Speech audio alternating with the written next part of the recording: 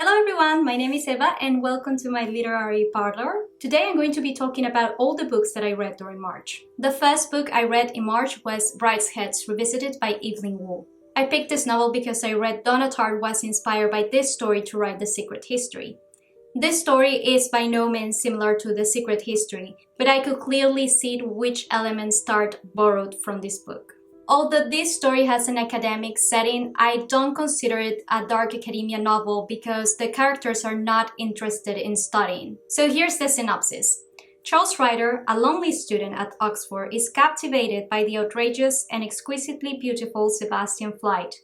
Invited to Brideshead, Sebastian's magnificent family home, Charles welcomes the attentions of its eccentric, aristocratic inhabitants. But he also discovers a world where duty and desire, faith and earthly happiness are in conflict, a world which threatens to destroy his beloved Sebastian. The story is really about nostalgia. It happens in the 20s after the First World War, and it finished during the Second World War. I think nostalgia must have been a very prominent part of people's life in that period. Once the First World War was over, society experienced a sense of freedom, and this is reflected in the way Sebastian and Charles carouse. At the same time, war leaves wreckage behind, so people always look back to those happy times before the war. Charles lost his mother during the war, and his father has become a bit eccentric. Sebastian comes from all money, but his family's wealth and prestige have dwindled, so both friends keep longing for the past. Sebastian's family is also Catholic, and they romanticize Catholicism. This reflects their obsession with following ancient traditions. And this is the reason why the family falls apart. They are stuck in the past and cannot move forward. They struggle to adapt to this new society because they don't fit in anymore. When the Second World War begins, our characters are no longer longing for the years before the First World War. They are longing for the years after the First World War. They are tormented by guilt and by the things they could have done better. One of the things that I dislike about this novel was how the theme of privilege was dealt with. Because Charles is very lonely, he feels a strong pull toward Sebastian's family. But soon he realizes that Sebastian is very lonely. Although Sebastian has wealth and he is surrounded by many people, he feels miserable because he feels trapped in this world of privilege. Now to this point, all is good because all that glitters is not gold. Now there's another character who is Jewish, he is gay, and he has a speech disability. And he is portrayed as this worldly, eccentric man who can go wherever he wants and do whatever he wants.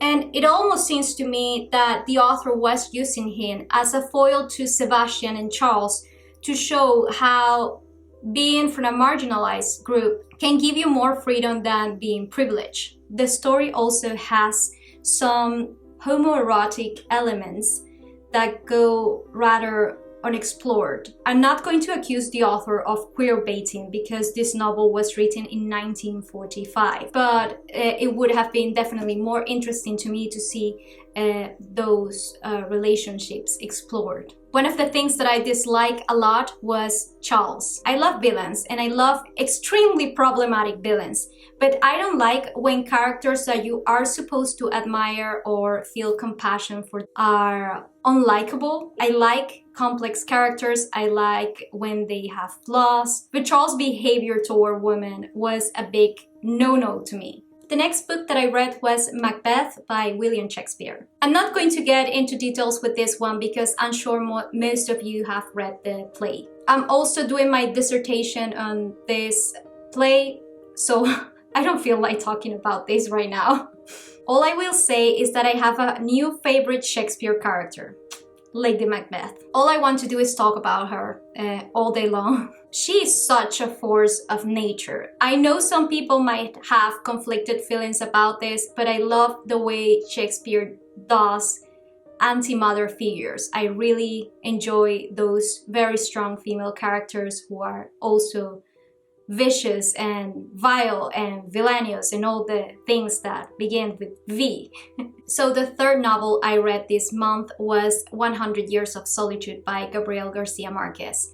I talk about this novel in my magical realism video. I'm gonna link it down below. This is a magical realism novel. It tells the story of the Buendia family throughout a century, from the foundation of a village called Macondo to its decline. The story intertwines magical events with historical events. The more the town expands and comes into contact with the outside world, the more the magic that permeates the characters' lives vanishes. One of the major themes of the novel is that history is circular. It repeats itself again and again. The story never tells us explicitly the reason why this happens. I think it is because the characters live without a purpose, and whenever they act, it's only on impulse. They never think about the consequences of their actions, nor are they interested in becoming better persons. The result is that they perpetuate the generational trauma until the sum of their actions destroys the family. Many people argue that this story has no protagonist.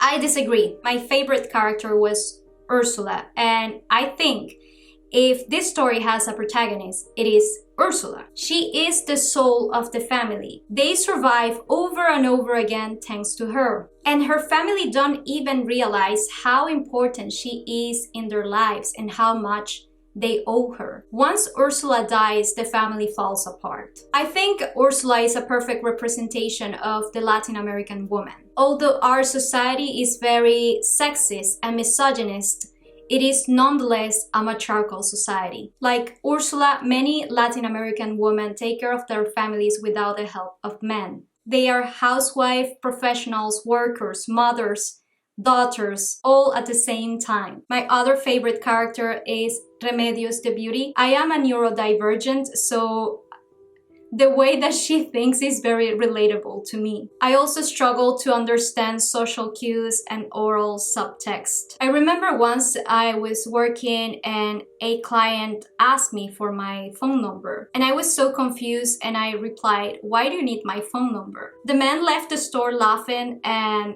another client told me that the guy wanted to date me. So that was funny. Flirting has never been for me. So people need to be very literal with me. And some people think that I am an idiot for that. But like Remedios, I don't care. I just think it's funny. The fourth book that I read was King Lear by William Shakespeare. I think this is a masterpiece. The play tells the story of a king who has 3 daughters. He banishes Cordelia, his most beloved daughter, because she refuses to profess her love for her father in front of his court. King Lear splits his kingdom between his 2 remaining daughters. He wants to retire and wants to do it by keeping all the privileges of being a king without the obligations of the power. What ends up happening is that none of his daughters wants to take care of him, and he ends up destitute. Now, I wouldn't say that King Lear is a nice man, because he isn't, but because he's 80 years old and you see how his mental health deteriorates throughout the story. It is impossible not to feel compassion for him. I think this has to be Shakespeare's most universal story. It is about aging and not being able to reconcile what you want to do with what you can actually do because you have lost your capacities. The story shows how difficult old people can be at times, but it also shows how ruthless and ungrateful children can be to their parents. I don't know whether this expression exists in English, but in Spanish we say that a mother can raise 10 children, but 10 children cannot take care of a mother. I think King Lear's journey happens in the last stage of his life to make him realize what constitutes loyalty and what is actually meaningful in life. In an interview, Ian McKellen, who played King Lear, explains that King Lear is a kingly god who loses his faith, but by losing his faith, he discovers his humanity. The next book I read was North End Love Songs by Katherena Vermette. She is a Métis writer from Winnipeg, Canada. This is a poetry book. The poems deal with the discrimination, sexualization, and exposure to violence that Métis women experience. Vermette also tells the story of her brother who disappeared when he was 14 years old. He was found drowned in the river. Winnipeg is a city in Canada where many Métis people, especially women, disappear, and the authorities never look for them. Some are found in the river and others are never found. My favorite poem is Wildflowers, so I'm gonna read this to you because it's very beautiful. It's the wildflowers she feels sorry for. They've got to watch their backs. Nobody wants them around. People spread poison to kill them off, call them weeds. She thinks it's a shame, because if you let them just grow, they are really quite beautiful. Flowering pink, buttered yellow, can fill a dark space with splendid green if you let them. But if they flower, they'll seed. If you let them, they'll take over, choke out all those poppies and marigolds, roses and daffodils. No planted flower stands a chance against a pack of weeds. I don't know if it's the same where you are from, but in Canada, people hate wildflowers. Some people even pressure their neighbors to cut the grass because they think wildflowers impoverish their neighborhoods. Last year, there was even a campaign not to cut native plants. Many of them are even natural pest deterrents. But people cut them because they think they are ugly. I think racism is so internalized that people consider everything that is non-European looking ugly. If I had a house, I will embrace the cottagecore aesthetic. Anyways, this is a great poetry book. It won the Governor General's Literary Awards, so it's very good. If you want to know more about the situation of the Métis community in Winnipeg, I will link a short documentary in the description. The last book I read was Mrs. Dalloway by Virginia Woolf. I finished this novel last night and I hesitated to put it in this video because I have many conflicted feelings about this. Before reading Mrs. Dalloway, I have read Catherine Mansfield's The Garden Party, and to me it felt that Mrs. Dalloway and The Garden Party were the same story. The thing is that Virginia Woolf admired Mansfield so much that she even confessed, "I was jealous of her, the only writing I have ever been jealous of." Both stories have a similar plot and deal with themes of death and privilege. The setting is after the First World War and the story happens in a single day. Mrs. Dalloway is preparing for a party and the story follows different characters throughout the day until the party is over. It is written in a very strong stream of consciousness style, so if you don't like